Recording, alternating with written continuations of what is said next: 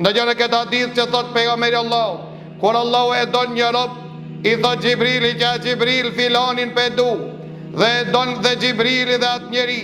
Pastaj Xhibrili alayhis salam e ngrit zanin qiellin e lartë pran melekëve dhe thot, filanin pe don Allahu, e dojnë dhe melekët.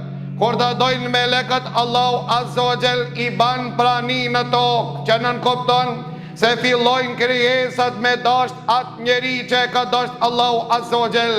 E kundërta, nëse Allahu azza wa jall e urren një njeri, i thot Xhibrilit nuk pe do filanin, mos e doj, nuk e don Xhibrili, nuk e dojnë melekët dhe krijesat, fillojnë ta urrejnë edhe në tokë.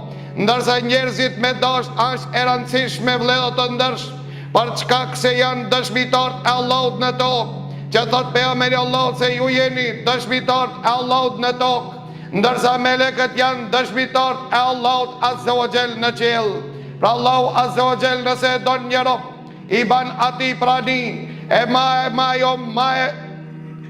e larta që Allahu azza wa jall atij njeriu t'ia mundson të shijon ambëlsirën e imanit.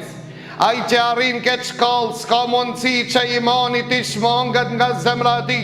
S'ka mundësi ai që të devijon pas udhëzimit, s'ka mundësi ai që të braktis atë që e don Allahu azza wa jall. Allahu na bën për atinve që e shijojnë ambëlsirën e imanit, ai që e ka shiju ambëlsirën e imanit, kënaqësia e tij, strehimorja e tij, gjallërimi i zemrës së tij, ushqimi i shpirtit të tij, kënaqësia e sirit të tij është vetëm në atë të cilën e ka shiju, nga se nuk ka mundësi të përshkruat mirë, po ka mundësi të përjetohet. Këtë e kish për qëllim kur thonë të Sheikhul Islam Ibn Taymija, ai që nuk ka hinë xhennetin e Allahut në tokë në këtë dunja, s'ka për të hinë xhennetin e Allahut në ahiret. Ai që nuk e ka shiju kënaqësinë e xhennetit Allahut në tokë, s'ka mundësi që ta shijon kënaqësinë e xhennetit në ahiret.